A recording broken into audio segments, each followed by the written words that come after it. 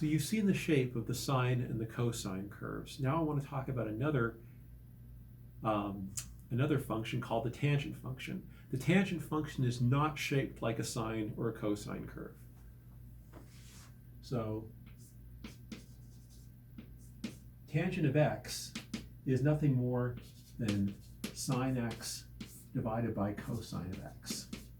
So one thing should be clear, that every single time sine x is equal to 0, what I mean by that is whenever you have an x value where sine x is equal to 0, then this whole thing is going to be equal to 0 because a fraction equals 0 when the top is 0. And whenever you have a value of x where the bottom equals 0, this thing is not going to be defined. When a fraction has 0 on the bottom, it's not defined. So recall the shape of the sine and the cosine curve. We know sine and cosine both max out at 1 and our minimum at -1. So let's put sine x in blue. So let's say here is pi over 2, and here is pi, and 3 pi over 2, and 2 pi, and I will continue this a little bit in the other direction also. So here's minus pi over 2, minus pi. The sine curve, which I said I was going to put in blue, maxes out here, goes through the origin, crosses the x-axis at pi, 3 pi over 2 we're at the bottom, over here like this. At minus pi over 2 we're down here, it just oscillates.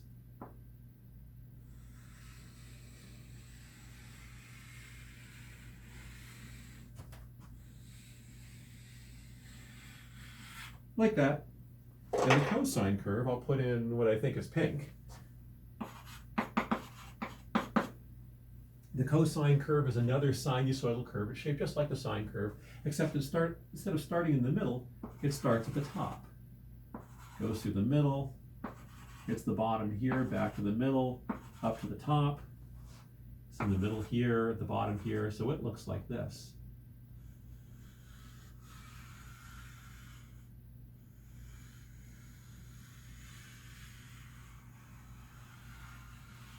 And so on. And so you can see where the sine curve is equal to 0 at x equals 0, at x equals pi, at x equals 2 pi, and you can see where the cosine curve is equal to 0 at x equals pi over 2 and negative pi over 2 and 3 pi over 2. They take turns being 0. They're not 0 at the same time. And so we said, we put another set of axes down here since this picture is already getting crowded. But I'll try to make these markings on my x-axis line up. This is pi over 2, and pi, and 3 pi over 2, and 2 pi, and minus pi over 2, and minus pi.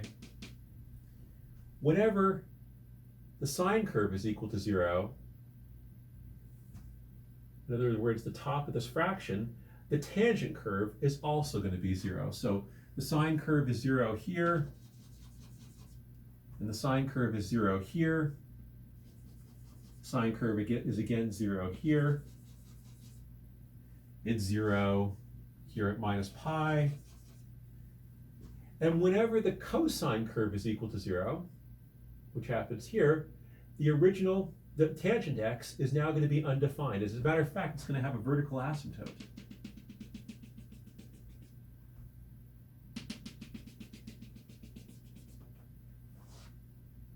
The tangent curve is 0 here, so the cosine curve is 0 here, so tangent has another vertical asymptote over here.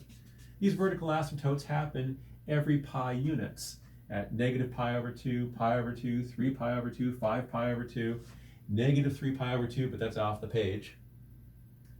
And the actual tangent curve looks like this. I'll just sketch it in here for you. It's shaped very differently than sine or cosine. It gets closer and closer to this line. It doesn't touch it. This is a vertical asymptote.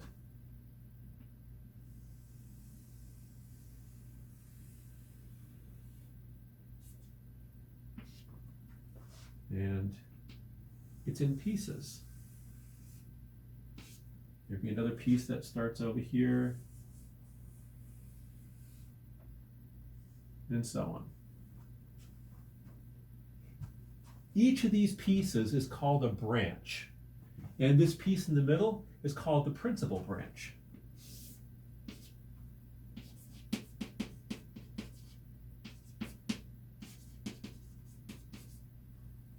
Each of these other pieces is another branch. And the sine and the cosine curve, these are nice, smooth, continuous curves everywhere. This curve is in pieces. Sine and cosine have an amplitude, a distance from the middle to the top or the middle to the bottom. We know the amplitude of the sine curve and the cosine curve is 1. This curve has no amplitude, or you could say it has an infinite amplitude.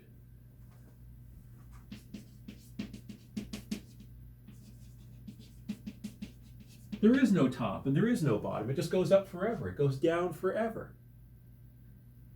It does have a period. It does repeat after a certain length of time.